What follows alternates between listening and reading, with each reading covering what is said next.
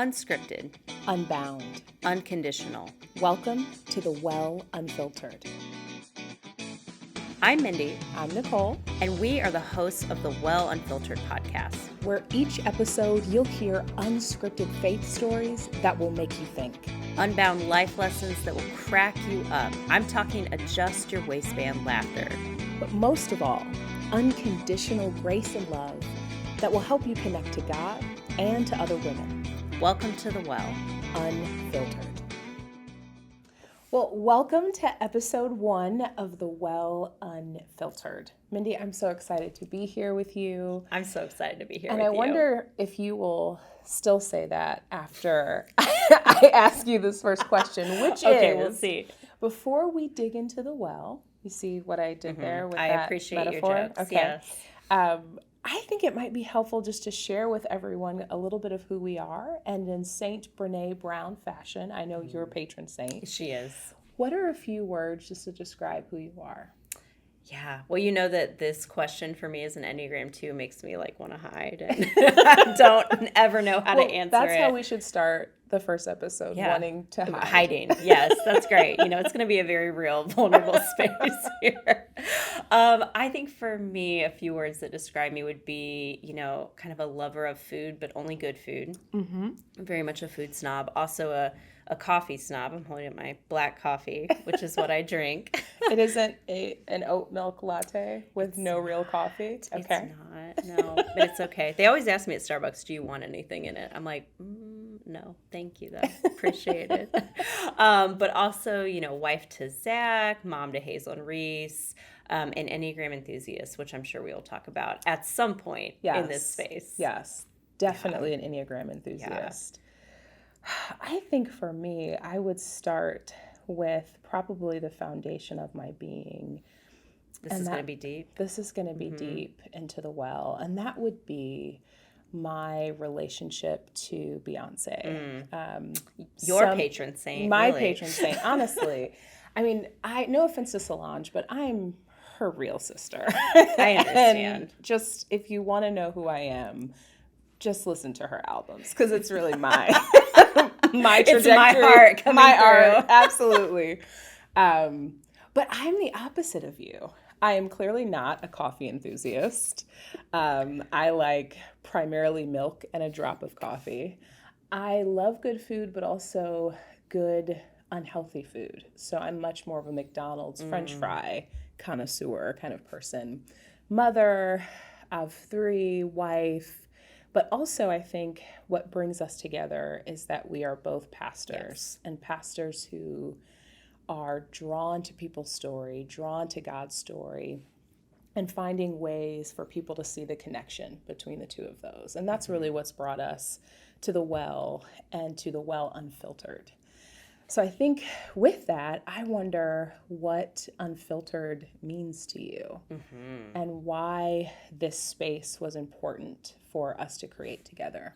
Yeah, I feel like when I think about unfiltered, it goes back to that word that you just said, which was stories. It's having that space for your story to have its life, its space, its truth, and to be able to express that. It's funny that we call this the Well Unfiltered, because when you think about unfiltered water, I joke with someone, I once got sick on a trip because I drank some water that was not quite filtered. Don't do that. It's a very bad life choice.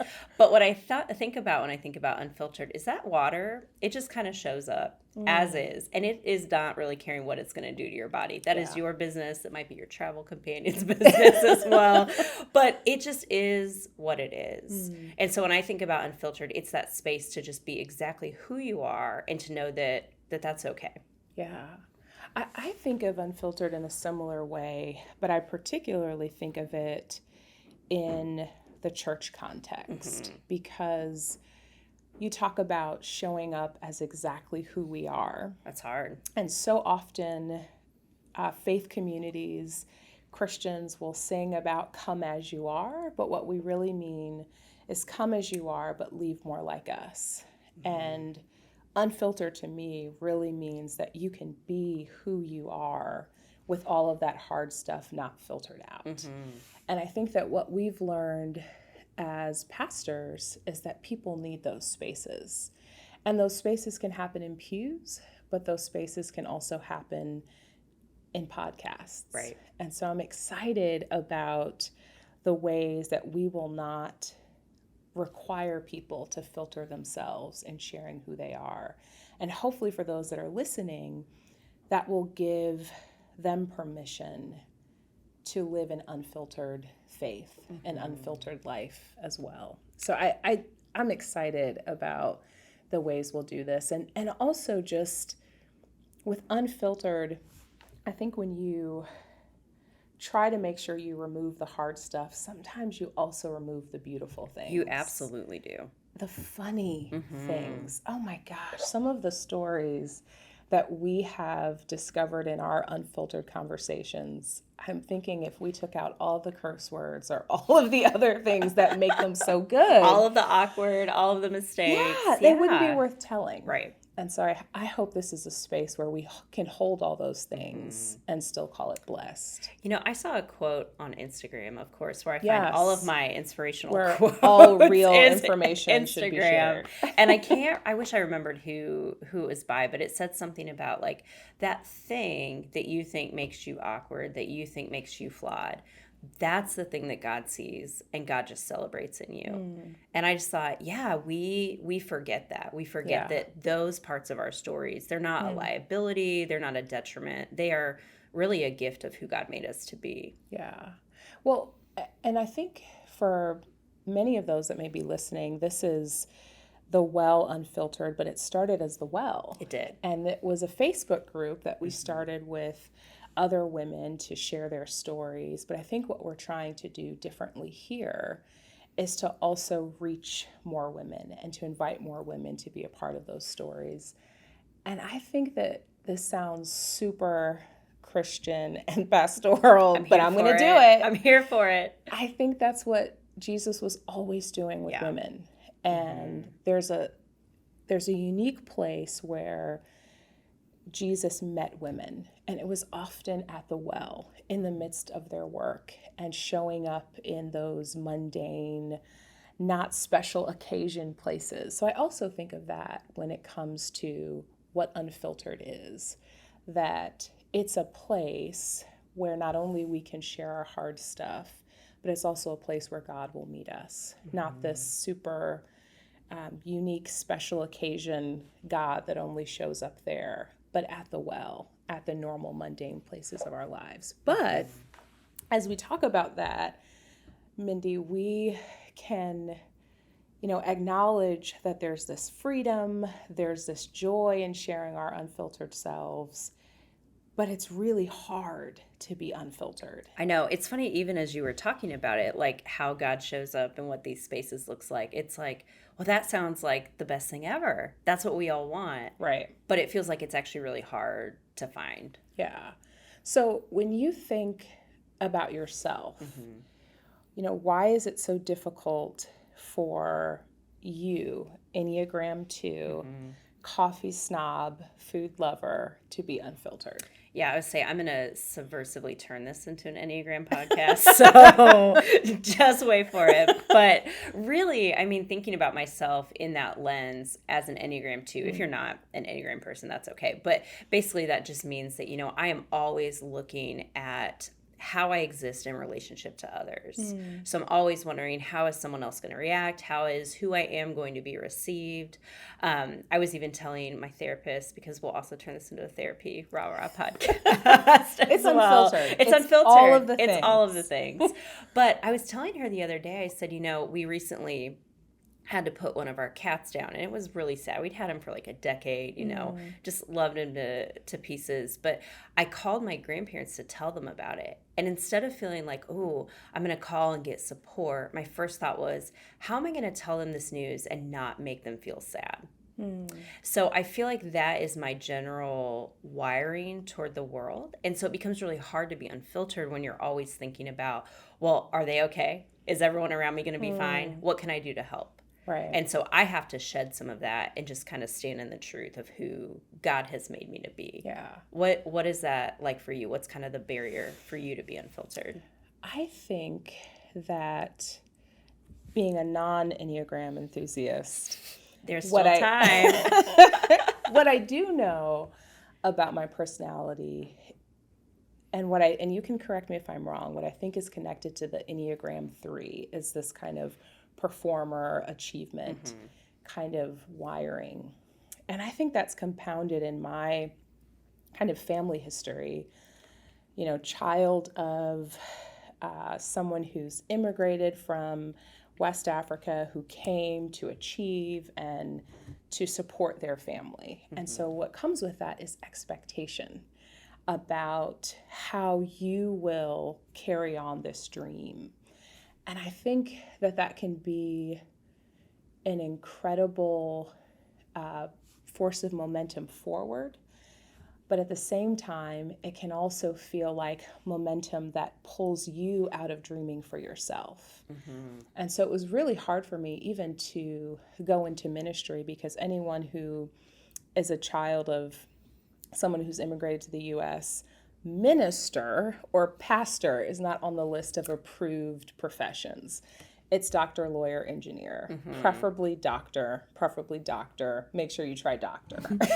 So, doctor? Yes. Okay. I just want to clarify But if like you, like me, literally throw up at the sight of any kind of human anatomy, then try to be a lawyer. That is really funny knowing you. That would not be a great career. No, it would be, honestly, I would be told to stop practicing and maybe to leave the country, which would be the opposite of the American dream. No.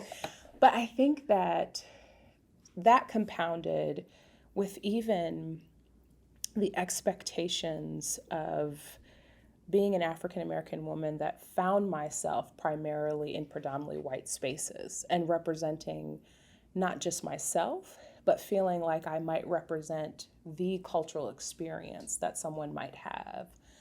That would often create a filter for me. And I recognize each of those dynamics, but I don't want to be limited by those dynamics. And so this space really is breaking through those expectations. I may not be who you have dreamt me to be. I may not be who you expect me to be, but my drive is to be who God has created me to be. And you can drink that water up or leave it on the table, but it's still going to be poured. So put that in your martini. I mean, in your lemonade. In your whatever beverage you prefer. Yeah, and I say that with power in this moment, but I don't always feel that way. Well, and that's the thing. That's why I think these spaces are important, because, we can, I mean, how many books have I read that I've highlighted, I've dog-eared the page and been like, yes, I get this, I believe it. And then you get in the moment and you have to choose, am I going to filter? Yes. Am I going to show up as my true self? And when you're in that moment, it is so much easier to just go to that sort of like less dimensional, filtered, sanitized version of who we are. Yeah. And I think especially for us as women who are pastors, it's really hard to show up. Yeah. I know for me, I'm not sure about you, but for me, I grew up in this sort of environment where I never saw women as pastors. Like, that was just not a norm that was presented to me. So there was a lot of navigating this like very male-dominated space, trying to figure out, well, can I show up as a woman or do I need to act more like a man? I'm not sure if I ever told you this story, Nicole, but I remember in seminary, I had a friend who she was like, she was in an Akkadian class, which I don't even, it's a language. I don't understand it. She's one of the smartest people I've ever met. But she was one of the only women in that class. And she said, I show up to this class fully as a woman every time. I'm not trying to be like the men in the room. I want to be exactly who I am. And that really changed the way I thought about my presence and the way I take up space. And it's still a challenge. Yeah. And I think what I've learned through listening, and what I hope that those who listen with us will learn, is that those unfiltered spaces are hard, whether you are a woman in ministry, whether you're a stay-at-home mom, whether you are an engineer, lawyer, whatever that is, because so many of these spaces as women or as women of color or as young women or as women who are just charting a different path than other people in your family or neighborhood have taken. It's hard. Yeah. It's really hard. And what makes it easier is hearing the stories of other women who have done it too, like the woman who took the Akkadian class that I'm going to have to Google after to act like I knew what that was. Akkadian. Because I'm holy and educated. And we both went to seminary, yes, so you know. Yes. But I mean, I think the other piece of this, I wonder we might explore. So there's the, what does unfiltered mean to us? Why is it difficult for us to be unfiltered? But I think what may not be clear is what this has to do with faith. Because we can just kind of come here and talk about all of our stuff, which could be interesting. I mean, it would be entertaining, at least. But we are claiming that it has something to do with faith. Right. And I wonder what that means to you. Well, I think what that means to me is I see the ways that I've spent some of my life feeling like, oh, I'm too messy, I'm too much, like there's too much chaos going on around me. And yet, when I go back to the Bible, I realize that one of my very favorite characters in Scripture is Peter. Peter, who walked with Jesus, Peter, who I don't think ever had a filter or thought before he spoke or jumped out of the boat. I mean, he was just like in it at all times, 100%. And I look at that and I think, here's this person who was pretty unfiltered, who was very flawed, who did not have all of his stuff together. And this is who Jesus said, I'm going to build the foundation of my church on you. And what I think is fascinating is when I feel like, oh, I need to be maybe a little more buttoned up, like a little more calm and together. I think about all the other disciples and people with Jesus, and those aren't the stories that we hear told. I just think that's so interesting that story of this chaotic person who showed up exactly as he was, that's the story that carries forward. And so it seems like Jesus has a heart for and a way to use those of us that are unfiltered, or maybe it's when we show up as our true selves, because I don't think we have to be people who do just like recklessly jump out of the boat, right? Or cut people's ears off. Don't do that. That's bad. That's a bad look. Okay. But yeah, I think that Jesus uses the true parts of ourselves we bring, and I have to remind myself of that. Yeah. How do you see this intersecting with your faith and I would say like maybe your work or your life? How does this show up for you? I think of another scriptural story. I think drawing from your connection that Jesus uses unfiltered people. Another side of that is that Jesus is unfiltered with us. Right. And I think of the Samaritan woman at the well. I remember once in a Bible study, someone was calling her like low down, dirty, like she's had this many husbands, which was full of judgment, full of just stereotype about who she was. And when Jesus meets her, Jesus does not see those pieces of her life and not acknowledge them. Jesus acknowledges them and yet also offers her living water. And so I think this idea that Jesus not only can use the unfiltered, but is unfiltered in conversation with us. And so what does that do? That gives me permission to be unfiltered with God. And then with that unfiltered kind of relationship with God, this woman has the confidence to go back to her village, who may see her as low down and dirty. After all, she's gathering water in the hottest part of the day, which no woman in the ancient Near East would have done. But she did that to avoid other women.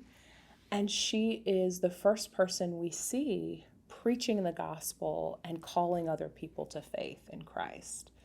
And that's the power of an unfiltered conversation with God. You reorient who you are. You reorient who God is.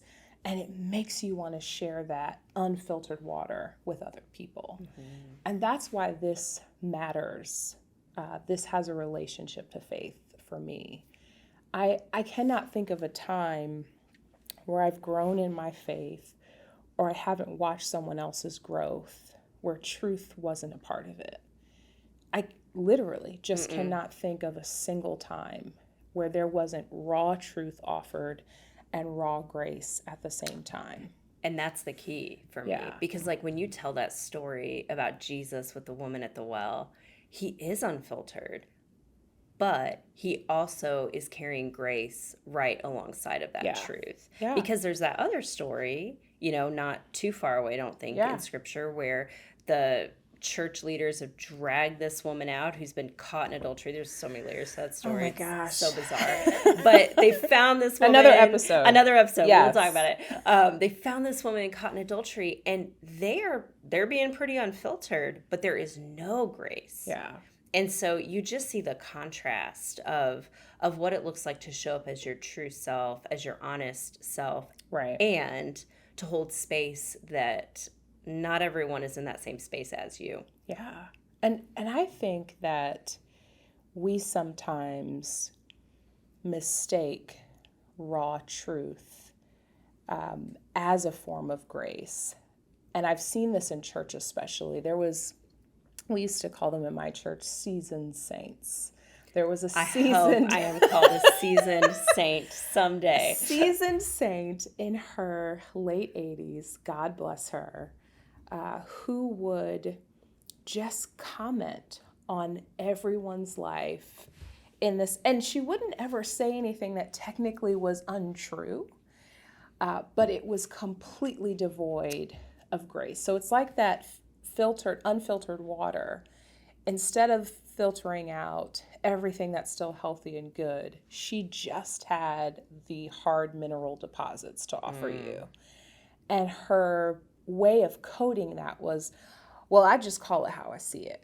I'm in my 80s. Like, the filter went off. And I hope that we never come to a place in our faith where we think that we're called to offer truth bombs that hurt and don't heal other people. And I've seen that happen in church, and it just be coded in this language of truth and not realizing how painful that is. And the cop out of it is you may not be here to see the fallout, and not just about age, but we don't know what people take or hold on to. Well, and you don't know what story someone has lived as you give your truth. Yeah. And so I think that is a beautiful thing. I know we want to talk about like what this space will be like. Yeah. I think that's a beautiful thing about what we want to do with this space is that there is room for stories. We want to tell people's stories. Yeah. But we also want you to know that there's probably more to the story than we're going to get in a short podcast conversation. Right. And so I think that's something we can take not just in this space, but into all the spaces we occupy that, what we see of someone's story on the surface, there are so many different layers that we haven't even begun to drill down into. Yeah. And so I think we just have this invitation to be curious and I think to maybe ask for a spirit and a posture of grace as we encounter these unfiltered stories, whatever those look like for us. And I think you've really got me thinking about what to expect here. I think a second piece of that is that this will not be a place of absolute certainty. Right. If you're looking for the settlement of your dogmatic or doctrinal question, you see, I can bring some seminary words. I feel very, very holy right now. Like, I remember in seminary, there was this systematic theology book. And I promise, this is the least, or I should say the most nerdy seminary talk we will hopefully have. You're not sure? I'm not so sure, but there was because I'm here, so it could happen. There was a systematic theology book called Faith Seeking Understanding. Oh, yes. That's the classic. Yeah. Yes. And I remember that the professor still taught at Princeton, and he talked about how when he was writing that book, it really was this is my faith, and I'm seeking this understanding, and I'm still seeking this understanding, and so are you. rather than this settled, I think about some other faith books we read that talk about God and our experiences in this absolute way. And I think what will be different about the Well Unfiltered is that we are intentionally creating a gray space.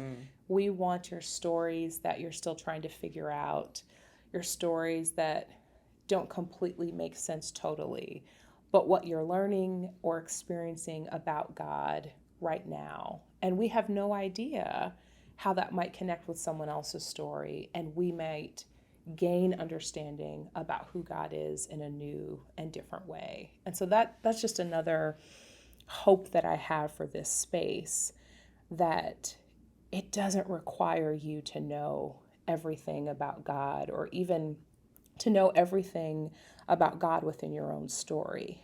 But as you were talking about that posture of curiosity, I think that we gather here wanting people to come with their chapter, recognizing that the rest of it is still being written, and we're still discovering and reading that together.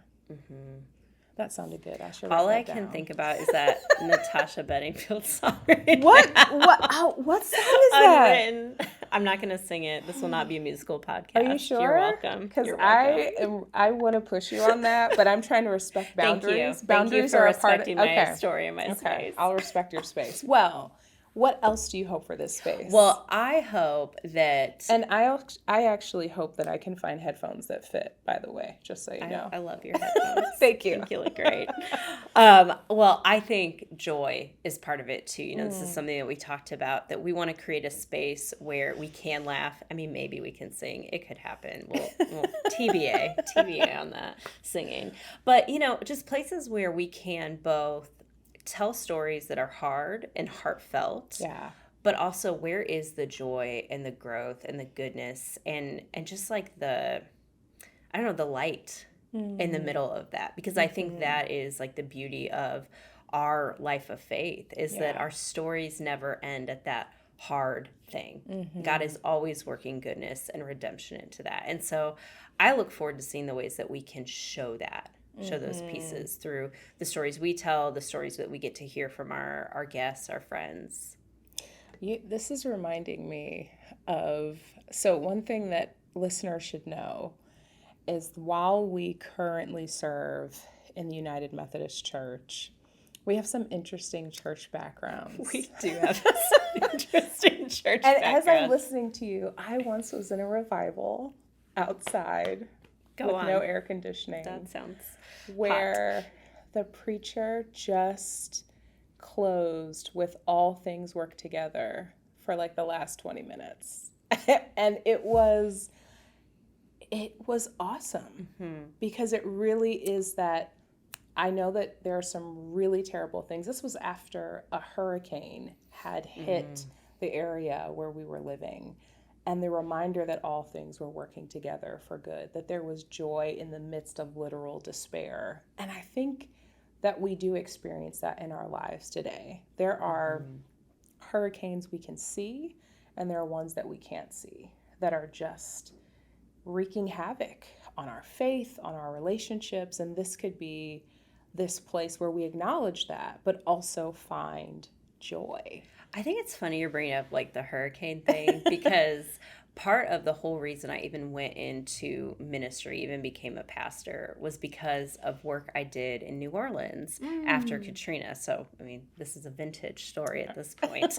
But I remember like going through people's homes, and we were there a year later, and there were still homes that like had wet carpet a year later. Yeah. But meeting these people who lost everything, and that was the first time I really understood what it meant to have joy in the midst of despair. It wasn't like these people are like Sunshine Sally or whatever, right? Yeah. Like everything was not good. Everything was really hard. Yeah. But there was like a deeper hope and a deeper joy, and that just really did a 180 for me in my life, because I thought, oh, there is something that I want to have that they have, and I need to learn from them. Yeah. And that's what we will do here at the Well. We will dig that deeper hope. You see? I know. Okay. We're going with that. Well, we just got the indication that we're already over time, which I feel like we will get That's this every so time. what can you expect from the well? You can expect that we will talk longer than we plan to talk. But you can also expect this question at the end of each episode. And that question is, what's filling your well? So, Mindy, this is our first episode. What's filling your well? So what's filling my well right now is water, which is ridiculous. No, go with me. So it's going to the pool, to my neighborhood pool, which might sound kind of funny, but here's what I love about the pool. Okay. I mean, I like swimming. It's fun. I like playing with my kids in the water. But my favorite thing about our neighborhood pool is it exists like right in the middle of our neighborhood. And for some reason, it is like a cell phone dead zone. It is so hard to get texts out. It is impossible to post to social media. Like, my phone hates our neighborhood pool complex. And it used to frustrate me. And now I'm like, no, this is the best gift that I could get, because it forces me to be present with my kids. It forces me to rest. I can't just like be on my email and be multitasking. And so just having that space is really filling my well. What about you? Well, again, I am just so spiritually deep and theological and holy. What can you expect from the Well podcast? Mine is my hair. Because Amen. that is just so deep. So anybody who has naturally curly hair will feel my pain, that in the winter and spring, It's just rough. when there's barely any sunlight, there's zero humidity, you look like one of two things: a llama, or like you have a jerry curl, and there's nothing in between. But when the sun comes out and the Lord blesses and sends those rays of sun that dry your hair in record time, and then you can properly fluff, it is just God reminding me It's a good day. how much I am loved and seen. So that's what's filling my well right now. I know that's what you're expecting, something incredibly theologically profound, and I'll bring that every episode. Yeah. I can't wait to hear it. Well, I think we've come to the end of episode 1. Yes. Thanks, Mindy. Let's do it again. Let's do it again. Thanks, Nicole. Thank you all for joining us, and we'll see you back here at the Well Unfiltered.